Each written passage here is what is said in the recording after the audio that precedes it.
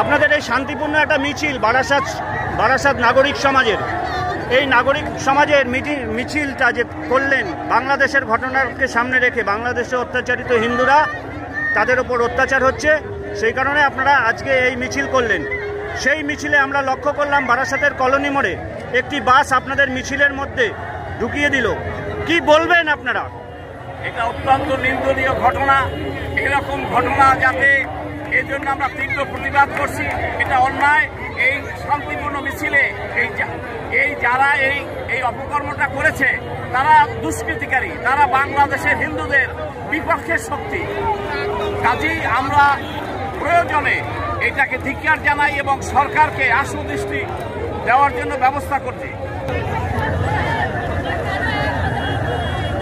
সম্ভবত ওই ড্রাইভার মুসলিম ছিল, যার কারণে এই হিন্দু মিছিলের উপর ইচ্ছাকৃতভাবে আক্রমণ করেছে। এই জন্য আমরা তীব্র নিন্দা জানাই এবং ধিক্কার জানাই। অত্যাচারিত এদেশে আসতে চাইছেন, আমরা হিন্দু সমাজ থেকে বলছি প্রয়োজনে তাদের আমরা নিজেদের শোয়ার ঘরেও স্থান দেবো। তারা আমরা যাদের আত্মীয় এবং আমরা হিন্দু সমাজের পক্ষ থেকে দায়িত্ব নিচ্ছি, তাদেরকে আমরা এখানে রাখার যাবতীয় ব্যবস্থা করবো এবং ভারত সরকারকে পুলিশ সিএ আইন পাশ হয়ে গেছে, তারা এখানকার নাগরিকত্ব পাবে। আপনার নামটা বলবেন? তাদের সুরক্ষার জন্য খাদ্য, বস্ত্র, সেসব জিনিস ওখানকার। আপনার নামটা বলবেন? আমার নাম প্রদীপ চ্যাটার্জি।